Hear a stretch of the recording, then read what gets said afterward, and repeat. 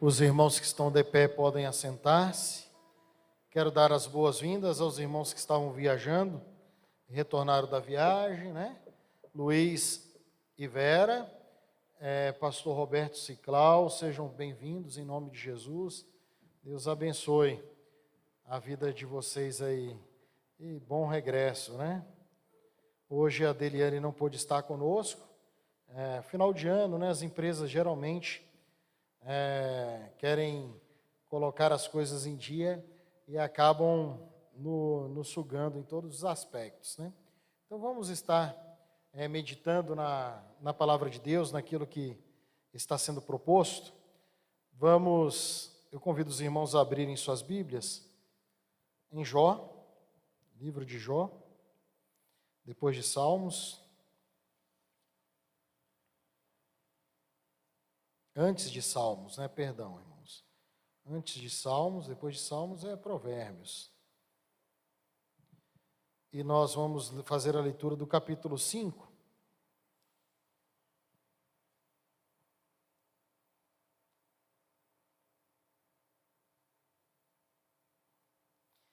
Ele faz um amigo de Jó, exorta Jó a que busque a Deus.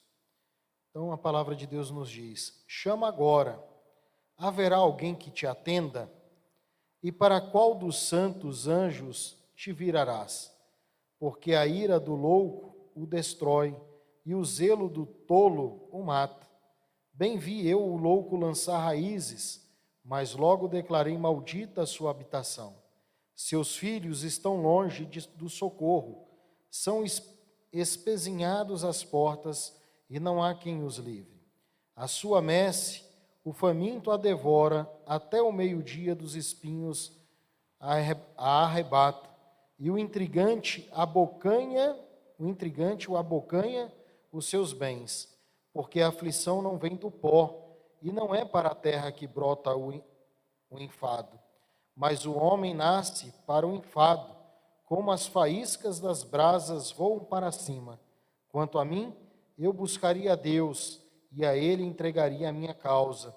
Ele faz coisas grandes e inescrutáveis, e maravilhas que não se podem contar.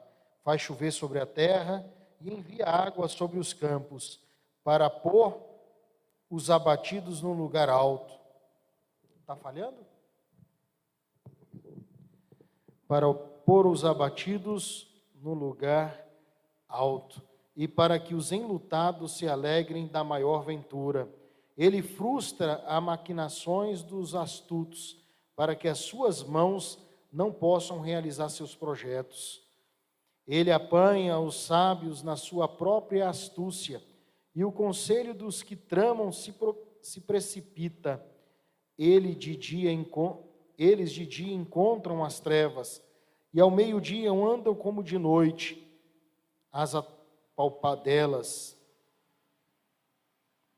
Porém Deus salva da espada que lhe sair da boca, salva o necessitado da mão do poderoso. Assim há esperança para o pobre, e a iniquidade tapa a sua própria boca. Feliz é o homem a quem Deus disciplina. Não desprezes, pois, a disciplina do Todo-Poderoso, porque ele faz a ferida e ele mesmo a sara. Ele fere as suas mãos, e as suas mãos, ele fere e as suas mãos curam. De 6 angústias te livrará, e na 7ª o mal não te tocará. Na fome te livrará da morte, na guerra do poder da espada. Do açoite da língua estarás abrigado, e quando vier a assolação, não a temerás. Da assolação e da fome te rirás, e das feras da terra não terás medo, porque até com as pedras do campo terás a sua aliança, e os animais da terra viverão em paz contigo.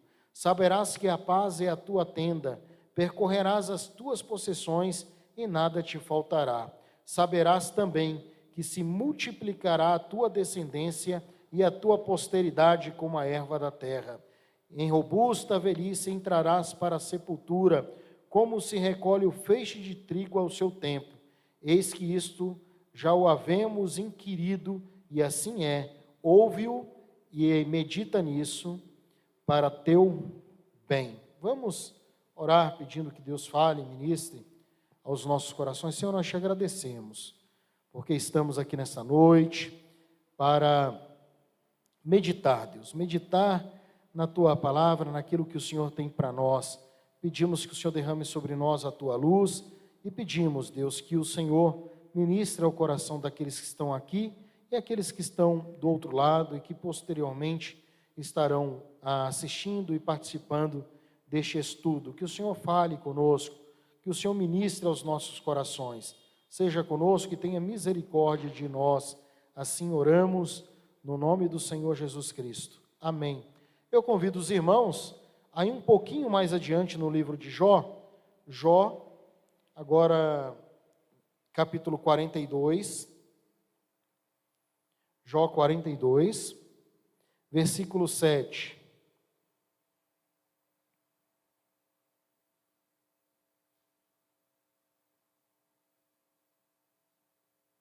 Nós vemos no capítulo 5, que nós acabamos de ler, nós observamos os conselhos de Elifaz, que era um amigo de Jó, para Jó. Agora vamos ver o que diz lá no capítulo 42, versículo 7. Tendo o Senhor falado estas palavras a Jó, o Senhor disse também a Elifaz, o Temanita: a minha ira se acendeu contra ti e contra os teus dois amigos, porque não dissestes de mim o que era reto, como o meu servo Jó. Então, que o Senhor continue a ministrar. Meus irmãos, então, temos algumas lições que precisamos tirar aqui. Na quarta-feira anterior, que estávamos aqui estudando e meditando em Jó, nós lemos, e aqui compartilhamos sobre o desespero de Jó, sobre os gritos de Jó, os pedidos de socorro, o desespero de um homem de Deus, de um servo de Deus, que estava mergulhado num sofrimento muito grande. E muitas das vezes nós também somos levados a estar mergulhados num sofrimento, numa angústia muito grande, e realmente às vezes gritamos, ou com a voz alta, ou gritamos no nosso silêncio, pedindo por socorro, pedindo por misericórdia, ou querendo entender o porquê do nosso sofrimento e o porquê de tanta dor. Então, meus irmãos, todo o questionamento de Jó, ele termina com o porquê. Por que disso? Por que isto aconteceu? Conforme Jó, capítulo 3, versículos de 20 a 23. Agora, neste estudo, nós estamos aqui a observar a tentativa dos três amigos de Jó em responder aos questionamentos de Jó. Então, nós vamos agora nos debruçar sobre Jó grita, Jó pede socorro, mas são os amigos de Jó que intervêm, são os amigos de Jó que agora estão querendo achar respostas para a pergunta de Jó, para os questionamentos de Jó. Então, nós vamos agora, estamos agora a meditar, e vamos meditar em alguns outros versículos, em algumas outras passagens. Jó 42, 7 é a chave para que todos nós possamos compreender de forma plena, de forma muito transparente, o diálogo entre Jó e os seus três amigos, essa conversa que Jó tem com os seus amigos. Então vamos procurar agora, nesse momento, nesses dias, procurar compreender como ele acertou nos seus discursos, e também vamos observar como ele errou, porque ele acerta num determinado momento, mas ele erra num outro momento. Quando nós somos o quê? Nós somos chamados a acertar. É claro que nós erramos.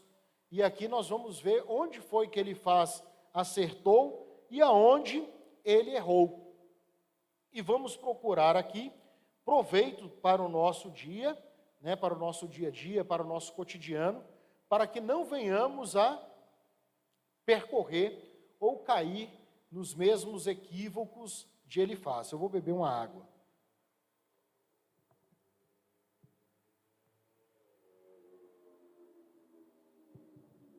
Em primeiro lugar, quer ajudar. Está aí no capítulo 4 e no capítulo 5. Elifaz inicia bem a sua resposta com uma certa hesitação. Então nós vamos lá ver que hesitação foi essa de Elifaz. Então convido você a voltar agora alguns capítulos, capítulo 4, dos versículos de 2 a 6. Se intentar alguém falar-te, enfadar-te-ás, quem todavia poderá conter as palavras? Eis que tens ensinado a muitos e tens fortalecido mãos fracas. As tuas palavras têm sustentado aos que tropeçam, e os joelhos vacilantes têm fortificado. Mas agora, e chegando a tua vez, tu te enfadas, sendo tu atingido, te perturbas. Porventura, não é o teu temor de Deus aquilo em que confias, e a tua esperança, retidão dos teus caminhos? Então essa é a resposta, ou a tentativa de resposta de Elifaz para Jó. Reconhecendo o quê? Reconhecendo a preciosa maturidade espiritual de Jó. Jó era um homem santo, Jó era um homem espiritual, Jó era um homem que tinha conhecimento de Deus, Jó tinha uma espiritualidade alicerçada numa vida piedosa, numa vida de relacionamento com Deus, que tem sido uma bênção para os outros. Ele testifica isso. Ele, você serviu de bênção para aqueles que estavam fracos na fé, para aqueles que estavam aí sem muita força. Você foi um instrumento de Deus, você é muito valoroso. Então, é isso aí que está escrito. Vamos lá agora para Jó. Hoje a gente vai dar uma passeada boa aqui. Jó capítulo 29, versículos de 21 a 25.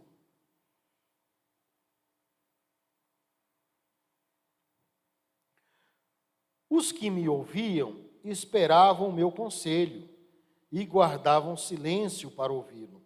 Havendo eu falado, não replicavam as minhas palavras, caíam sobre eles como orvalho, esperavam-me como a chuva, abriam a boca como a chuva da primavera. Sorria-me para eles quando não tinham confiança, e a luz do meu rosto não desprezavam. Eu lhes escolhia o caminho, assentava-me como chefe e habitava como rei entre as suas tropas, como quem consola os que pranteiam ou os que choram. Então, está aí o testemunho de Jó, como Jó agia em relação à sua comunidade da fé entre os seus patrícios. E em Jó 4:6, ele oferece uma palavra de encorajamento.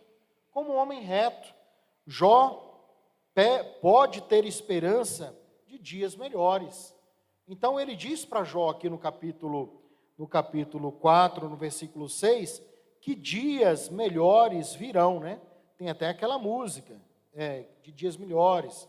O conselho de Elifaz tem uma base muito lógica. Ele é lógico no seu raciocínio, que ele expõe aqui dos versículos de 7 a 8. Lembra-te acaso, já pereceu algum inocente? Já morreu algum inocente? Os que lavram iniquidade e semeiam o mal, isso mesmo, eles cegam. Com isso concorda com o que está escrito, sem mesmo saber com aquilo que estava escrito lá no Novo Testamento, que seria escrito milhares de anos depois. Quem pode ler para nós o que está escrito em Gálatas 6:7?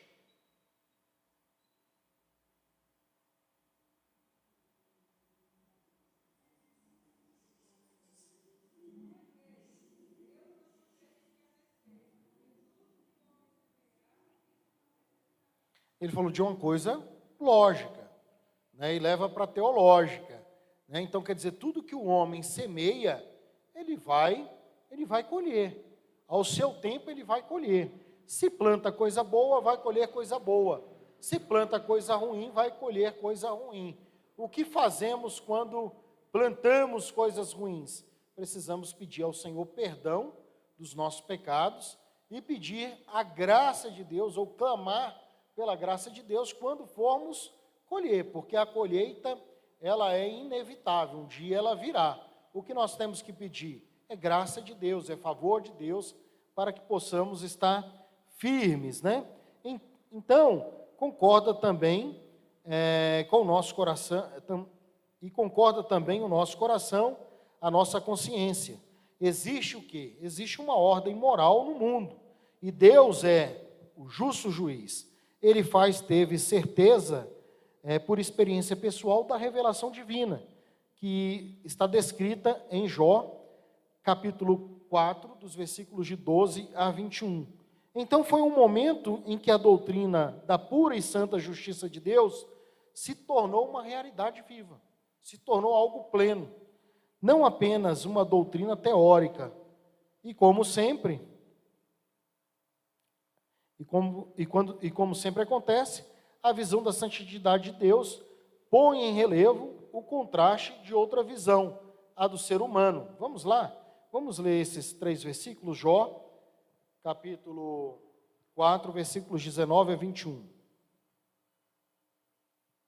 Vou voltar aqui um pouquinho. Jó, capítulo 4, versículos 19 a 21.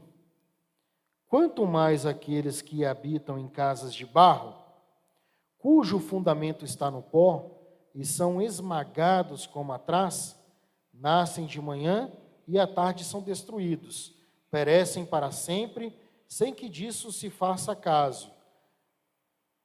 Se lhes corta o fio da vida, morrem e não atingem ou não alcançam o quê? A sabedoria, na sua fragilidade e imperfeição, que é o ser humano, que é a vida humana, que é cada um de nós. E Jó vai relatar aqui nos versículos de 1 a 5 do capítulo 5, a questão da loucura do seu pecado. Chama agora, haverá alguém que te atenda? E para qual dos santos anjos te virarás? Porque a ira do louco o destrói, e o zelo do tolo o mata. Bem vi eu o louco lançar raízes, mas logo declarei maldita a sua habitação, e os seus filhos estão longe do socorro. São espezinhados as portas, e não há quem os livre. A messe, o faminto a devora, até do meio dos espinhos a arrebata, e o intrigante abocanha os seus bens, as suas posses. Ele continua o seu conselho. Está ali aconselhando Jó, está ali exortando Jó, está ali admoestando Jó e dizendo que Jó tem que buscar, que Jó tem que orar, conforme o capítulo 5, versículo 8. Quando oramos, antes de pensar em nós mesmos e os nossos problemas, devemos pensar no Deus com quem falamos, com quem estamos procurando, com quem estamos buscando ter intimidade. Ele faz isso de maneira muito bonita, ele faz isso de maneira muito puritana, né, com uma certa espiritualidade, se assim a gente pode dizer, conforme está escrito em Jó, capítulo 5, dos versículos de 9 a 16, conforme lido. E termina encorajando Jó a se submeter à disciplina do Senhor. Olha, Jó, você tem que se submeter à disciplina do Senhor. Se isso tudo está acontecendo é porque Deus está disciplinando você, e você tem que passar por isso. Às vezes a gente encontra alguns Elifaz, né, na vida da gente, que nos aconselham, né, aparentemente bem, estão ali falando algumas coisas até bonitas. Portanto, Jó teve o seu encontro com Elifaz. Então, meus irmãos, ele faz essa exortação a Jó, para que Jó se submeta à disciplina do Senhor, esperando que Deus possa reverter a situação. Então, ora aí, Jó, procura Deus, busca Deus, porque Deus pode, e somente Ele pode reverter, somente Ele pode mudar a sua situação, e somente Ele pode livrar você de todo o mal, conforme aí dos versículos 18 a 22, e levando a um lugar de bênção. Então, se você buscar o Senhor, e se submeter à disciplina do Senhor, no final disso tudo, Deus vai levar você para um lugar de bênção. É isso que Elifaz está dizendo. E é muito bonito, né? É muito bonito. Quais os estímulos que temos hoje em dia, em nossa devocional, à oração? Quais são as nossas motivações para orarmos hoje, para buscar o Senhor? Então, surge uma pergunta, diante do conselho de Elifaz, diante do discurso de Elifaz, como avaliar discursos como esse? Como avaliar o discurso de Elifaz? Como avaliar o discurso de homens e mulheres que se portam como Elifaz em nossos dias? Uma teologia correta, uma teologia acertada. Ele não foi em nenhum momento aqui herege. Tudo o que ele falou estava em consonância com a teologia bíblica a qual ele estava inserida. O que ele fala sobre Deus, seu poder, sua justiça, sobre a santidade de Deus, sobre a sabedoria de Deus, está tudo correto. Elifaz não comete nenhuma gafe a respeito dessas coisas. Está tudo certinho, suas palavras estão ali em consonância com o Novo Testamento, são citadas no Novo Testamento. Por exemplo, Jó capítulo 5, versículo 13, está lá em 1 Coríntios 3,19, Jó capítulo 5, versículo 17, se encontra base em Hebreus capítulo 12, versículos 5 e 6, chegamos à conclusão de hoje que Elifaz era um bom teólogo.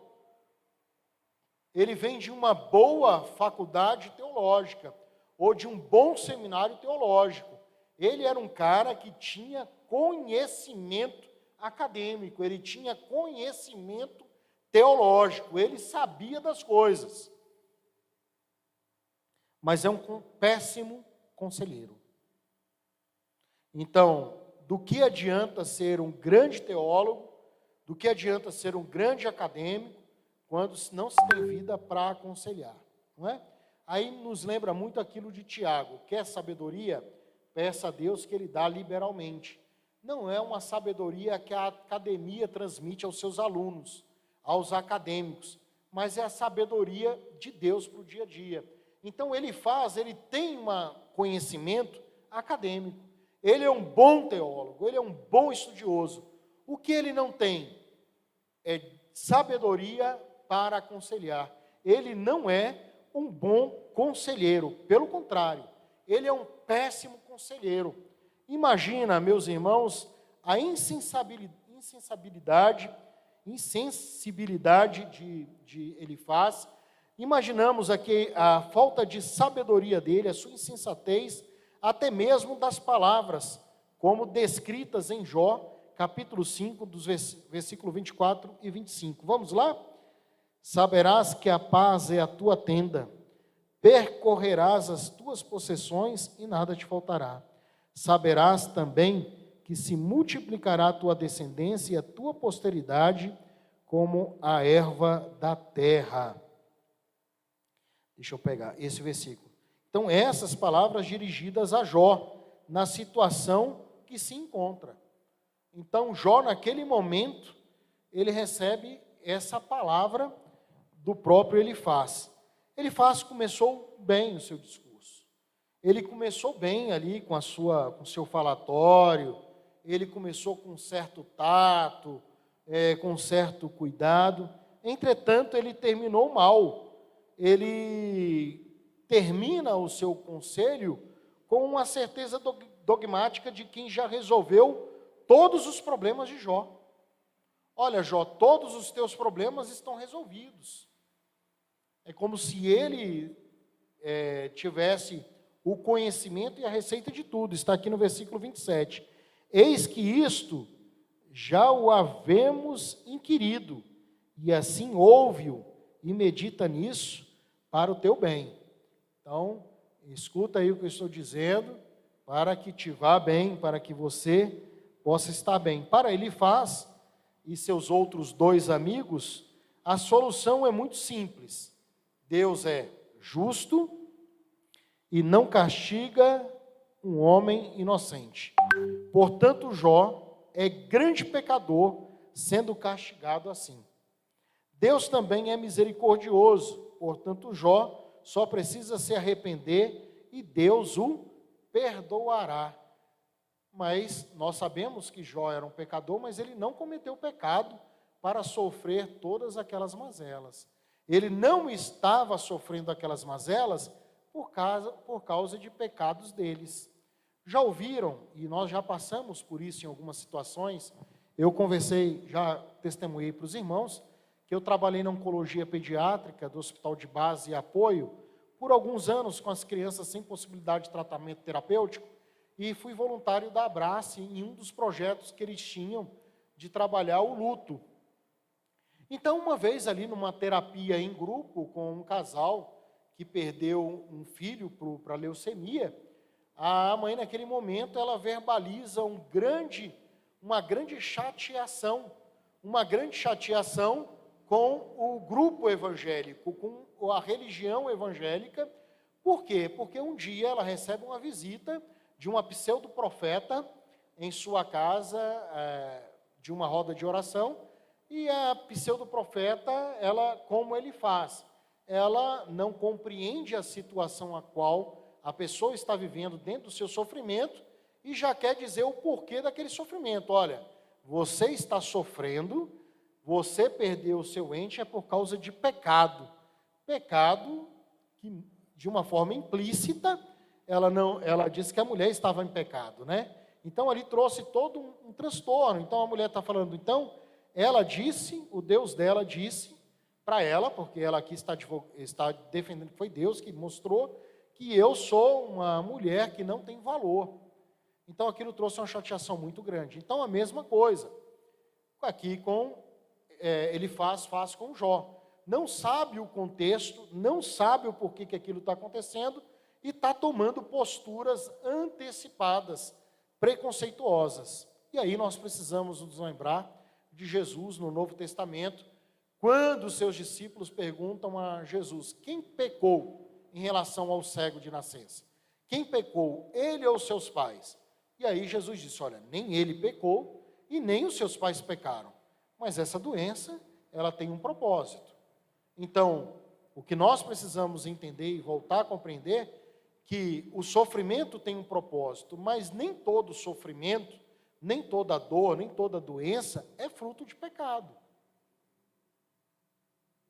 Como, por exemplo, o Jó que nós estamos estudando. Jó estava numa situação muito tranquila com Deus, e foi o encardido que foi lá, colocando em xeque a vida de Jó, e Deus permite que Jó passe por esses sofrimentos, para que Deus continue sendo glorificado, e ele possa ser envergonhado, o encardido. Então, meus irmãos, geralmente as pessoas têm a solução para os problemas dos outros. Elas só não têm a solução para os seus próprios problemas, né? Mas elas são craques em achar a solução dos problemas dos outros. Pode haver casos em que essa lógica se aplique com certeza, não no caso de Jó, do servo Jó. Às vezes é difícil confessar que não sabemos explicar os caminhos de Deus. Essa é uma verdade. Nós não temos resposta para todas as coisas. Vamos nos deparar em situações de perda, de sofrimento, que nós não temos resposta. Quando um casal que está ali esperando uma criança, desejando uma criança, e de repente tem uma complicação, a mãe perde a criança, tem uma complicação na saúde, também perde o útero, e nós não temos explicação. Em momentos como esse, em que não temos explicação o porquê disso aconteceu, nós precisamos deixar as palavras, deixar os discursos e somente abraçar. Somente abraçar. Quando abraçamos, falamos mais do que palavras e deixamos de falar besteira. Ah, você perdeu a criança, com certeza você não estava orando muito. Você não estava na brecha. Você não estava na presença de Deus. Ah, você agora teve a notícia que está com câncer. Ah, é porque é problema. Você não sabe. Então devemos ter esse cuidado, porque não conhecemos todos os caminhos de Deus, todos os propósitos de Deus. E como não conhecemos, devemos muitas vezes nos calar. Segundo ponto, o discurso de Elifaz defende a sua teologia. No diálogo de Jó com os seus 3 amigos, incluindo aí Elifaz, Jó continua insistindo que ele é justo. Olha, eu sou honesto, eu sou uma pessoa justificada. Vamos lá para o capítulo 9, versículo 21. Jó 9, 21. Eu sou íntegro, não levo em conta a minha alma, não faço caso da minha vida. Olha, eu sou um cara reto, eu não me acho tal não. Eu sou um cara, muito obrigado aí pela ajuda, Iane, ficou ótimo, ficou bom demais. Então, eu sou um cara justo. Vamos lá agora para o 10, 7. Bem sabes tu que eu não sou culpado, todavia ninguém há que me livre da tua mão. Ou seja, o Senhor sabe que eu não tenho culpa, né? Mas Ele sabe que ali chegou numa dimensão que Ele não pode resolver os seus problemas. No 13, 18, olha o que Jó vai dizer.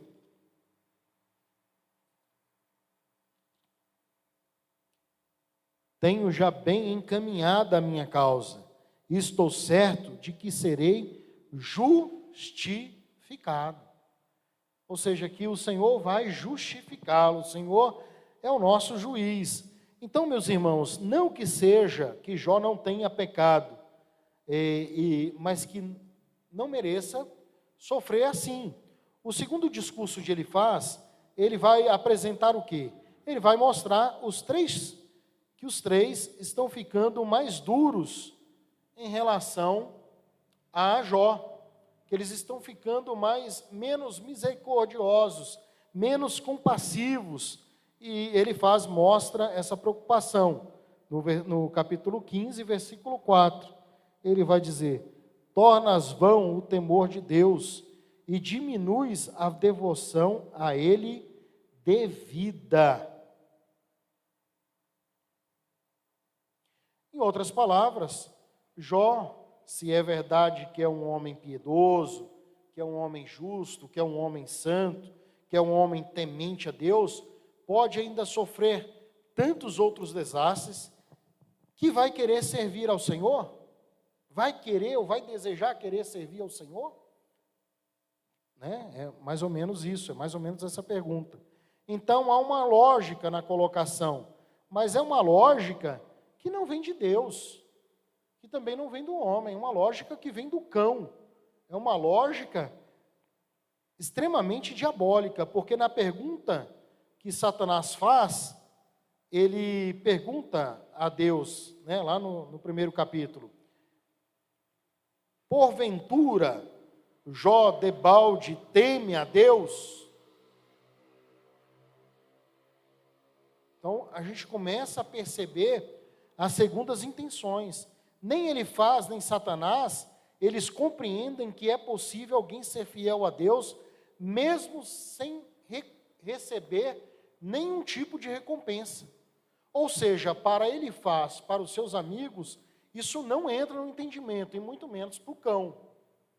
Eles não conseguem ter a dimensão, ou ter a dimensão dessa compreensão em entender como é possível alguém ser fiel a Deus, mesmo sem receber nenhum tipo de recompensa. Eles não conseguem entender. Então, existe uma ironia na pergunta que é feita no versículo 8 do capítulo 15. Ou ouviste o secreto conselho de Deus? Nem Elifaz, nem Jó conhece o que se passou nos capítulos 1 e 2. Nem Jó, nem Elifaz, nem os seus amigos sabem o que aconteceu lá nas regiões celestiais, quando o encardido começou a questionar Deus e colocar em jogo a vida de Jó. Muitas das vezes, os nossos amigos, nem nós mesmos, sabemos o porquê estamos passando por algumas situações adversas. Nem o encardido sabe e nem os nossos amigos. Entretanto, o ser humano quer buscar respostas e não há resposta para tudo. Nem tudo há uma resposta. Existem questões que Deus responde, existem questões que Deus não responde. E Ele continuará sendo Deus, né?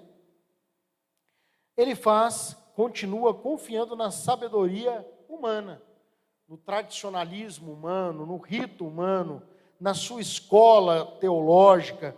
Ele continua alicerçado no tradicionalismo, conforme lá os versículos 9 e 10 do capítulo 15. Nós vamos voltar a ler aqui. Capítulo 15, 9 e 10. Já estamos aqui. Que sabes tu que nós não saibamos? O que é que você sabe que a gente não tenha conhecimento? Ou quem você está pensando que é? Que entendes que não haja em nós? Também há entre nós encanecidos e idosos, muito mais idosos do que o teu pai, ou seja, pessoas de uma maturidade, um conhecimento de vida muito maior do que até mesmo o vosso pai. E na experiência mística, já mencionou, né? Versículos 14 e 16, aí do mesmo capítulo. Bom, e percebendo que as suaves palavras, entre aspas, né? De Jó, capítulo 15, versículo 11, do seu primeiro discurso não surtiram nenhum efeito. Foram como palavras ao vento. Elifaz acaba encerrando o segundo discurso com palavras duras, com palavras sem misericórdia, descrevendo a sorte dos perversos, conforme lido, dos versículos 17 a 35. Eles sofrem com a consciência atormentada, mesmo antes de receber o castigo merecido. A implicação é, esse também é o seu caso, essa também é a sua situação. E dessa vez, nem fez apelo para que Jó se arrependa. Mais uma vez, é difícil encontrar erro na teologia de Elifaz. Mas ele já se mostra mais interessado em vencer um argumento, em vencer uma questão teológica, do que ajudar uma pessoa. Muitas das vezes as pessoas procuram mais ter razão do que curar os outros, do que ajudar os outros. E tem um ditado que diz, eu acho muito sábio, é um ditado popular, eu prefiro ter paz do que ter razão. E eu estou indo por esse caminho. Em algumas questões, em algumas discussões da vida, eu ainda prefiro ter paz do que ter razão. Porque você vai se desgastar tentando convencer o outro de alguma coisa, quando esse outro não entende, não reconhece, e você vai estar ali se desgastando, saindo da bênção, querendo convencer alguém de alguma coisa. Meus irmãos, a Bíblia diz que quem convence o homem do pecado, da justiça e do juízo, chama-se Espírito Santo de Deus. Se o Espírito Santo de Deus, que é poderoso para fazer todas essas coisas, na vida do ser humano e na vida do indivíduo, a pessoa se tranca, a pessoa se fecha de tal forma, quem é você para querer entrar nessas discussões? A internet está cheia de discussões, né? No Facebook, Instagram, são vários entendedores de teologia, são várias pessoas querendo entrar nos assuntos teológicos, em questões teológicas, se a salvação é livre-arbítrio, se é predestinação, e as pessoas estão ali se degladiando, estão ali lutando, estão ali brigando, tentando convencer umas às outras das suas posições, das suas razões, e vão perdendo a paz, vão perdendo o que é mais importante na vida. Então, a má conduta de Elifaz, ela nos admoesta a não empreendermos em discussões, em conversações tolas, mas experimentarmos de uma vivência com Cristo, né? Viva, eficaz. Terceiro e último lugar, o terceiro discurso, né, de Elifaz, agora acusa do pecado. Depois do segundo discurso, Os dois lados agora tomam suas decisões bem posicionadas, cada vez mais radicais. Jó, por um lado, afirma categoricamente que Deus parece ser totalmente injusto. Ele atormenta o inocente, conforme está escrito em Jó, capítulo 16, dos versículos de 12 a 14. Eu vou ler. Em paz eu vivia, porém ele me quebrantou. Pegou-me pelo pescoço e me despedaçou, pôs-me por seu alvo. Cercaram-me as suas flechas, atravessaram-me os rins e não me poupa. E o meu fel derrama na terra. Fere-me com ferimento, sobre ferimento. Arremete contra mim como um guerreiro. Coci sobre a minha pele o cilício e resolvi o meu orgulho no pó. O meu rosto está todo afogueado de chorar, e sobre as minhas pálpebras está a sombra da morte.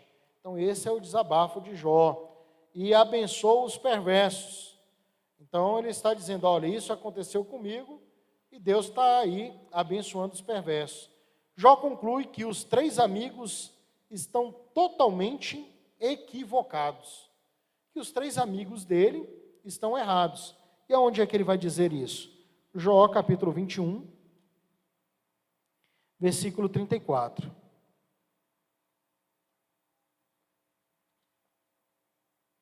Como, pois, me consolais em vão? Das vossas respostas só resta falsidade.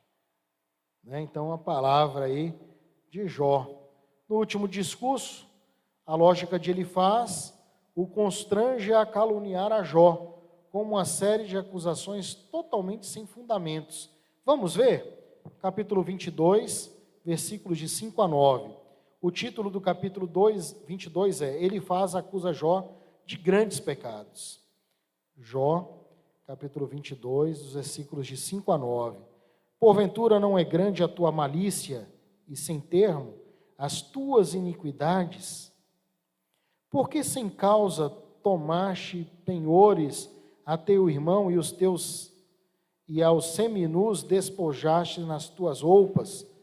Não deste água a beber ao cansado, e ao faminto retiveste o pão. Ao braço forte pertencia a terra, e só os homens favorecidos habitavam nela. As viúvas despediste de mãos vazias, e os braços dos órfãos foram quebrados. Então, chegou num determinado momento ali que Elifaz perdeu a estribeira. E ele perdeu a estribeira e ele começou a caluniar Jó. E é isso aí que acontece com algumas pessoas na nossa experiência. Algumas pessoas querem nos aconselhar de uma forma teologicamente correta, mas elas não conhecem a nossa realidade de vida, elas não conhecem o nosso íntimo, o nosso relacionamento com Deus, e aí elas perdem a estribeira, e elas começam a dizer inverdades, e foram ditas inverdades a respeito de Jó. Jó foi caluniado, e mais uma vez ele avisa do juízo que certamente virá sobre a impiedade, versículos de 10 a 20, no capítulo 22, mas o seu apelo final, versículos de 21 a 30, é dos mais belos, prometendo bênção total se Jó se converter. Versículo 22. Meus irmãos, antes, porém, de entrar nas acusações, lança algumas perguntas terríveis, inquietantes. São elas: porventura será o homem de algum proveito a Deus? Ou tem o Todo-Poderoso interesse em que seja justo? Ou algum lucro em que faças perfeitos teus caminhos? Versículos 2 e 3 do capítulo 23.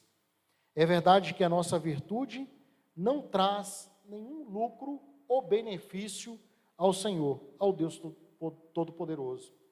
Tampouco o nosso pecado lhe traz prejuízo. Isso tem que ficar muito claro. Os meus pecados trazem prejuízo a Deus, porque Deus é santo, em sua majestade e glória, e nada que eu fizer aqui pode acrescentar alguma virtude a Deus, porque Deus é santo, Deus é onipotente, Ele não precisa de mim para absolutamente nada. Sem mim, sem nós, Ele continua sendo santo, Ele continua sendo todo-poderoso. Nós, na verdade, que precisamos dEle, nós, na verdade, que dependemos do Deus Todo-Poderoso. Mas isso não significa que Deus seja indiferente à nossa conduta moral, que Deus seja indiferente a como estamos levando a nossa vida cristã ou a nossa espiritualidade. Mais uma vez, há uma ironia, pois quem já leu os capítulos 1 e 2, sabe que Deus tem interesse sim, na fidelidade de Jó. Deus tem interesse na nossa fidelidade. Deus tem interesse na nossa santidade. Deus tem interesse no nosso relacionamento com Ele. Quem não quer que tenhamos um relacionamento com Deus é o encardido. Ele deseja a todo instante que nós sejamos infiéis a Deus. Mas mesmo que nós sejamos infiéis a Deus, Deus continuará sendo fiel, porque essa é a natureza de Deus, a natureza perfeita. Apesar das falhas, como um conselheiro, ele mostra um ponto positivo. Ele escuta bem o que Jó está dizendo, ele tem uma boa escuta, isso é muito bom. Isso se vê na maneira com que ele repete as palavras, e aí a gente pode observar por todos os textos que nós lemos, só que ele faz uma escuta para discordar. Ele exercita uma boa escuta, não é querendo ajudar, não é porque ele ama, porque ele tem misericórdia, não é algo sincero. Na verdade, ele faz uma boa escuta para não compreender, porque ele não quer compreender Jó. Ele não quer entender Jó. Ele não quer, o coração dele está totalmente fechado. Então, capítulo 22, versículos 21 a 30, são belas e santas as palavras, desse apelo final. Calvino assim relata, também são repletas de ironia, ao dizer, reconcilia-te, pois, com ele, ou una-te a ele, no versículo 21. Ele está como dizendo, concorda comigo? Dê o braço a torcer, concorda comigo, eu estou certo. Eu sei qual é o seu problema, eu sei qual é o seu pecado. Eu te conheço mais do que o seu Deus. E quando, no versículo 30, promete que Jó livrará até ao que não é inocente. Ele na verdade, não sabe o que está falando, ele não sabe o que vai acontecer no final da trajetória de Jó, da vida de Jó, como Deus vai recompensar Jó, que ali era Deus que estava por trás de tudo aquilo. E quando a oração de Jó salvará o próprio Elifaz e seus amigos do castigo divino. Ou seja, a própria oração de Jó, mal compreendido pelos seus amigos, homens que estavam ouvindo só com as intenções de prejudicá-lo, é a oração de Jó, é a intercessão de Jó que vai salvar esses três camaradas. Aí nos leva a crer naquilo que a Bíblia diz, A oração do justo, ela pode muitos seus efeitos. Aí nós nos lembramos lá de Abraão, quando Deus quer destruir Sodoma e Gomorra, e Abraão intercede pela cidade, e Deus começa aquele diálogo, se tiverem tantos justos, eu vou o quê? Sanar. Meus irmãos, então concluindo a nossa reflexão, estudo, boa teologia de Elifaz, péssimo conselho. Precisamos de sabedoria para aproveitar bem o discurso de Elifaz. É verdade que não pode haver conselho bom sem teologia boa, mas teologia não basta. Tem que haver também aquela simpatia que sabe escutar o coração do aflito e escutar com sinceridade, escutar com verdade, escutar sem nenhum tipo de pretensão de querer receber algo em troca ou de ser reconhecidos. Precisamos ter uma boa escuta, em nossas vidas e buscar em Deus sempre a graça dele e a misericórdia dele sobre nós. Meus irmãos, eu findo hoje, que são 9:03, mas acho que passou um pouquinho, são 9:05 aqui no meu. Alguém tem ou quer dizer alguma coisa, ou quer acrescentar alguma coisa? Ou podemos encerrar? Alguém fale agora, ou cale-se até a próxima quarta-feira. Nós vamos orar. Eu vou pedir para o pastor Roberto para orar pelos nossos pedidos, e assim, meu irmão, encerrando esse momento de culto, pode ser? Vamos colocar de pé, irmãos. Após a oração do pastor, estamos todos despedidos em nome de Jesus.